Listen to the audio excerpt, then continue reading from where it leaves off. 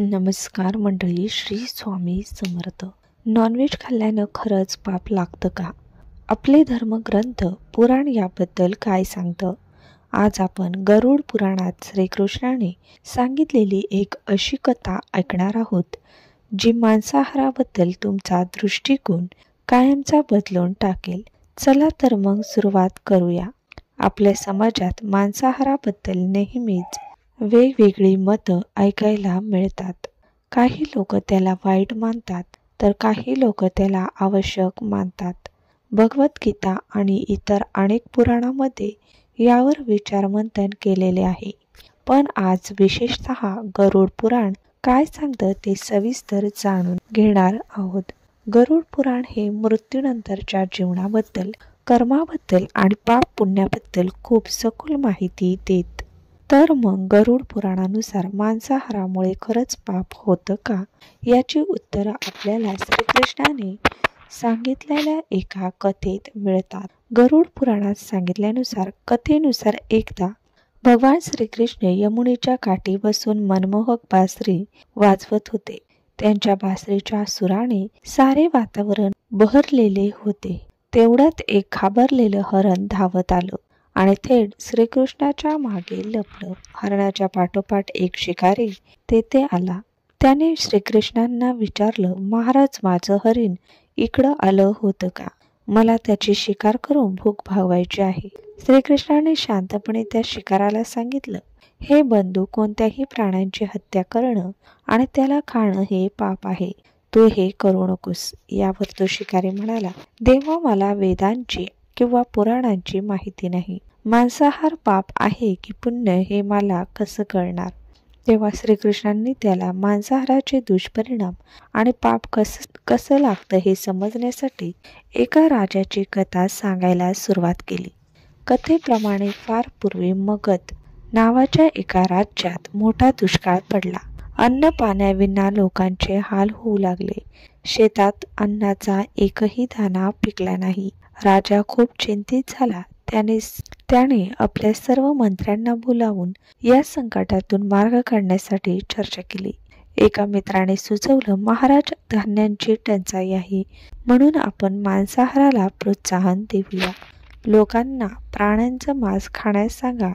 पण मगध राजाच्या प्रधानमंत्र्याने मात्र यावर कोणतीही प्रतिक्रिया दिली नाही. राजाने त्याला त्याचं मत विचारलं तेव्हा प्रधानमंत्र्याने राजाकडून विचार करण्यासाठी 1 दिवसाची मुदत मागितली. दुसऱ्या दिवशी तो काहीतरी मार्ग काढेल असं म्हणाला.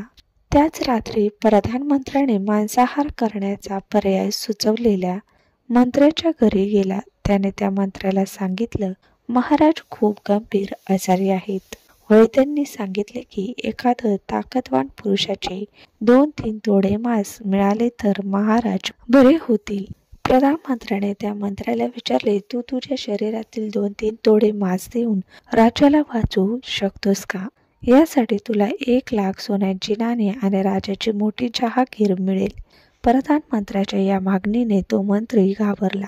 त्याने 1,00,000 सोन्याची नाणी प्रधानमंत्र्याला दिली आणि कुणा दुसऱ्याचा मांस देऊन राजाला वाचवण्याची विनंती केली. प्रधानमंत्र्याने प्रत्येक मंत्र्याच्या घरी जाऊन हीच मागणी केली आणि त्याला प्रत्येक वेळी तेच उत्तर मिळालं. कोणीही स्वतःचं मांस देण्यास तयार नव्हतं. उलट पैसे देऊन दुसऱ्याची मांस मिळवण्याची तयारी दर्शवत होते. दुसऱ्या दिवशी पुन्हा राजदरबार भरला.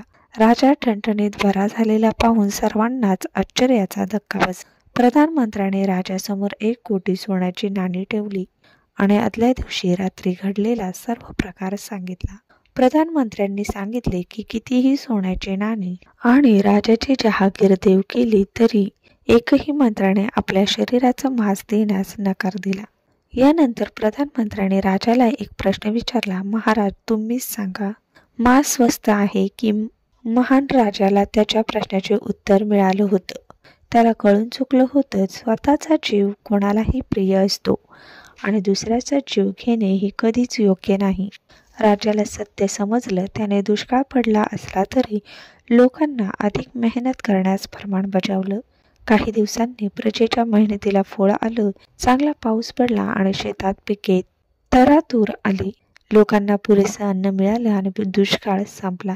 श्रीकृष्णाने ही कथा सांगितल्यानंतर हरणाची शिकार करायला आलेल्या शिकाऱ्याचे मन पूर्णपणे बदलले. त्यांनी नॉनव्हेज खाणं आणि शिकार करणं हे कायमचं सोडून दिलं. तर मंडळी, गरुड पुराणानुसार दुसऱ्या जीवाची हत्या करून त्याचं मांस खाणं हे पापच आहे. ही कथा आपल्याला शिकवते की प्रत्येक जीव महत्त्वाचा आहे. जेव्हा आपल्याकडे पर्याय उपलब्ध नसतो तेव्हा आपण अहिंसेचा मार्ग स्वीकारायला हवा. भुकेने व्याकुळ झालेल्या परिस्थितीत मांसाहाराचा विचार करणं एक वेळ समजण्यासारखं आहे. पण जेव्हा आपल्याकडे इतर अन्नधान्य पर्याय उपलब्ध असतात तेव्हा जीवाची हत्या करणं हे कोणत्याच धर्मात मान्य नाही. आपल्या कर्माचं फळ आपल्याला भोगावंच लागतं, हे गरुड पुराण पुन्हा पुन्हा सांगतं. त्यामुळे विचार करा, तुम्ही कोणत्या मार्गावर आहात. हा व्हिडिओ कसा वाटला आपल्याला आम्हाला कमेंट करून सांगा. धन्यवाद.